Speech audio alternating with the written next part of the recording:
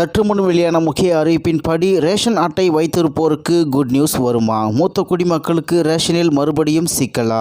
செய்தியை முழுமையாக கேட்கறதுக்கு முன்னாடி நம்ம சேனலை சப்ஸ்கிரைப் பண்ணலாம். சப்ஸ்கிரைப் பண்ணிக்கோங்க. மறக்காம பெல் பட்டனை கிளிக் பண்ணிக்கோங்க. அப்பதான் நம்மளுடைய அப்டேட்டட் நியூஸ் உங்களுக்கு உடனுக்குடன் வந்து சேரும். தமிழக ரேஷன் கடைகளில் கார்டுகளுக்கு அத்தியாவசிய உணவுப் பொருட்கள் வழங்கப்படுகின்றன. இதற்காக அரசு ஆண்டுக்கு 10,500 கோடி ரூபாய் செலவு செய்கிறது.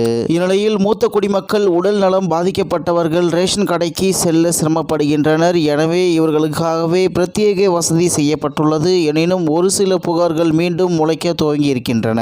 தமிழ்நாட்டில் பொது விநியோக திட்டத்தின் மூலம் பொதுமக்களுக்கு தேவையான அத்தியாவசிய பொருட்கள் விநியோகிக்கப்பட்டு வருகின்றன.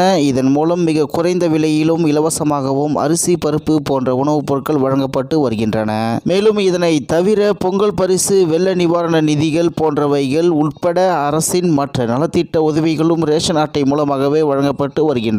இதனாலும் கோடிக்கணக்கான மக்கள் நேரடியாகவே பலனை பெற்று வருகிறார்கள். மேலும் ரேஷன் கார்டுகள் குறைதீர் முகாம், அதாவது அதே போல ரேஷன் கார்டுகளில் பெயர் சேர்த்தல், நீக்குதல், திருத்தம், புதிய ரேஷன் கார்டுக்கு விண்ணப்பித்தல், செல்போன் பதிவு எண்ணை மாற்றுதல், மேலும் ரேஷன் கடைகளின் செயல்பாடுகள் குறித்த புகார்களை சொல்லுதல் போன்றவைகளையும் தமிழக அரசு உடனுக்குடன் தீர்த்து வைத்து வருகிறது. இப்படி பொதுமக்களின் குறைகளையும் புகார்களையும் அதிருப்திகளையும் நிவர்த்தி செய்வதற்காகவே குறை தீர்ப்பு முகாம்களை தமிழக அரசு ஒவ்வொரு மாதமும் மாவட்டந்தோறும் நடத்தி வருகிறது. அது மட்டுமல்ல, கோடை காலங்களில் சில விசேஷ அறிவிப்புகளும் வெளியாவது வழக்கமாகும். காரணம், கடந்த வருடம் மார்ச் மாதம் கோடை காலத்தின் போது ரேஷன் கடைகளுக்கு வெயிலில் அலைக்கழிக்கப்படக்கூடாது, அரிசி உள்ளிட்ட அனைத்து பொருட்களையும் ஒரே தவணையில் மொத்தமாக வழங்கிவிட வேண்டும், யாரையும் கடைகளில் நீண்ட நேரம் காக்க வைக்கக்கூடாது என்று உத்தரவிட்டிருந்தது நினைவிருக்கலாம். மேலும் மூத்த குடிமக்கள் உடல் நலம், அதாவது கடந்த மாதமும் ஒரு புதிய வசதி கொண்டு வரப்பட்டது. அதாவது மூத்த குடிமக்கள் உடல் நலம் பாதிக்கப்பட்டவர்கள் ரேஷன் கடைக்கு செல்ல சிரமப்படுகின்றனர். அவர்கள் மட்டும் தங்களின் சார்பில் வேறு நபரை கடைக்கு அனுப்பி பொருட்களை வாங்கிக் கொள்ள அனுமதிக்கப்படுகிறது. இதற்கு உணவு வழங்கல் துறை அலுவலகங்களில் அங்கீகார சான்று விண்ணப்பம் பெற்று பூர்த்தி செய்து தர வேண்டும். இதற்கு அதிகாரிகள் ஒப்புதல் அளிப்பதில்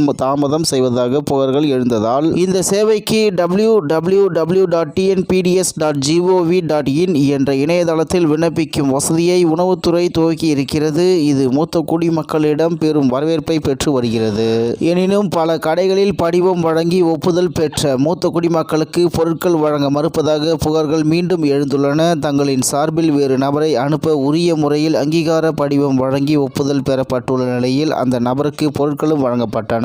மேலும் இப்போது கோடை வெயில் கொளுத்தி கொண்டிருக்கும் போது விண்ணப்ப படிவத்தில் ஒப்புதல் பெற்றது ஏற்கப்படாது. இணையதளத்தில் விண்ணப்பித்து ஒப்புதல் பெற்றால்தான் பொருட்கள் வழங்கப்படும் என்று கடை ஊழியர்கள் சொல்லி பொருட்களையும் தர மறுக்கிறார்களாம். இதுகுறித்து அதிகாரிகளிடம் புகார் அளித்தும் தீர்வு கிடைக்கவில்லையாம். மேலும் வெப்சைட்டில் விண்ணப்பிப்பது தொடர்பாக எந்த விபரமும் அதிகாரப்பூர்வமாக அரசின் சார்பில் வெளியிடப்படாத நிலையில் எப்படி விண்ணப்பித்து ஒப்புதல் பெற முடியும் என்றும் பாதிக்கப்பட்டவர்கள் கேள்வி எழுப்புகிறார்கள். எனவே படிவம் வாயிலாக ஒப்புதல் பெற்றவர்களுக்கு தொடர்ந்து பொருட்களை தடையின்றி வழங்க அதிகாரிகள் உத்தரவிட வேண்டும் என்ற கோரிக்கை பரவலாக எழுந்துள்ளது. இந்த கோரிக்கை மீது தமிழக அரசு உடனடி நடவடிக்கை எடுக்கும் என்று எதிர்பார்க்கப்படுகிறது என்று தகவல் வெளியாகி உள்ளது என்பது குறிப்பிடத்தக்கது. இத்துடன் இன்றைய முக்கிய செய்தி நிறைவேறுகிறது. மேலும் இது போன்ற செய்திகளை உடனுக்குடன் தெரிந்து கொள்ள ஆர்கே நியூஸ் தமிழ்நாடு சேனல் உடன் இணைந்திருங்கள். நன்றி, வணக்கம்.